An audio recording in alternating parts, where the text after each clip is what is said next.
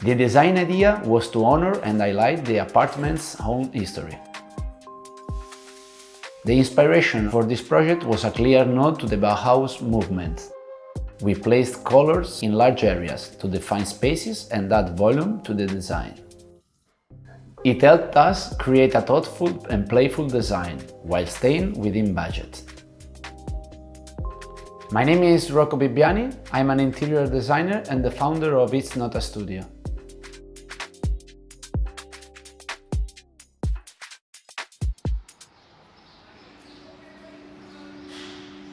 The apartment is located in Poble Sec neighborhood in Barcelona. The original building was constructed in 1911. Our client had been sharing an apartment for several years and was ready to take the big step and purchase his own place. We wanted to uncover and restore some of the original features, such as the vaulted Catalan ceiling, the plastered walls, and the bedroom closets.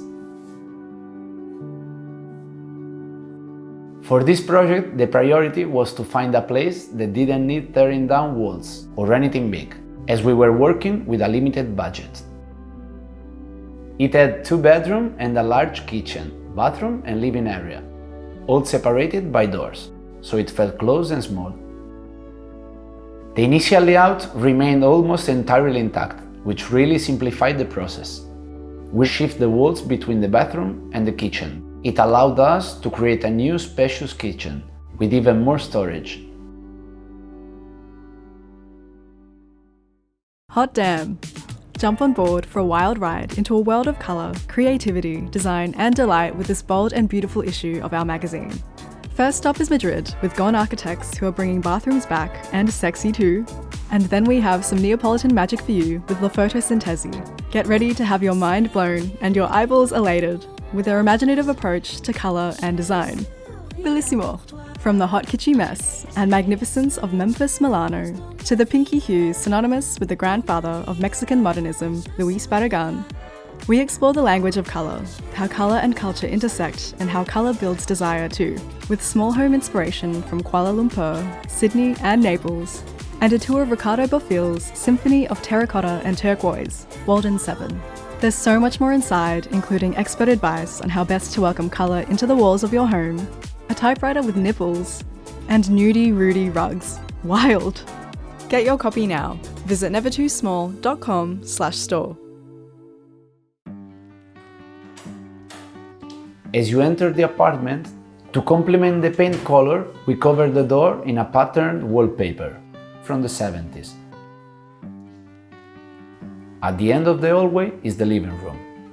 The first thing you notice when stepping through are the typical Catalan vaults. To reveal them, we removed the drop ceiling in the area. To contrast the ceiling, we choose to install parquet flooring. To create a smoother transition, we curved the walls. We installed 3 industrial air conditioning vents. We choose them for their round shape. In this apartment, we uncovered the cement walls and layers of plaster from over the years.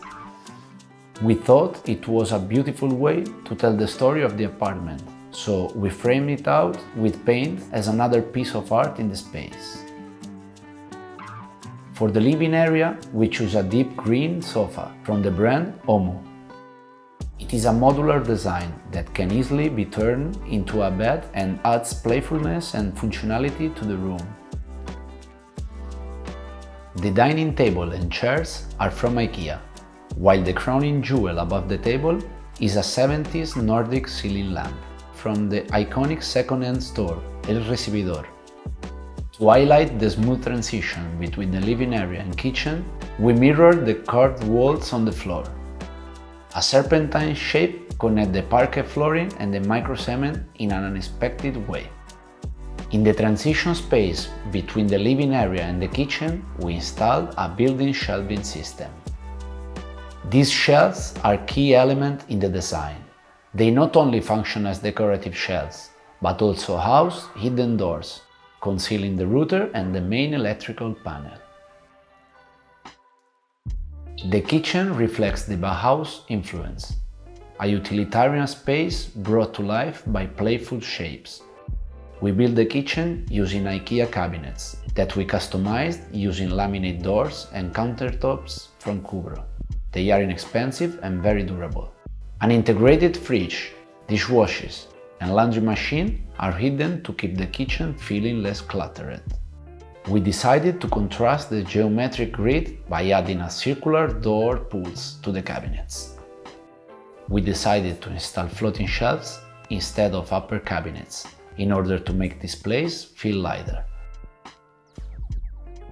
On the other side of the kitchen, we installed a large built-in cabinet that holds the pantry and the cleaning supply closet, and hides the water heater as well. You enter the main bedroom through the closet of balcony, which gives the room a sort of entrance nook. It also gives more separation between the living area and bedroom. Both the wooden panel and the wardrobe were original elements of the apartment. We lovingly restored them, sanding, filling, and repairing them. We designed a custom bedside table that fits right into the nook of the wardrobe. The bed can lift up to reveal even more storage. The owner asked us to install a shelf for his projector. We decided to paint the walls here in a off-white color, so that he wouldn't need to install a bulky projector screen. The bathroom is strategically located in the apartment's central core.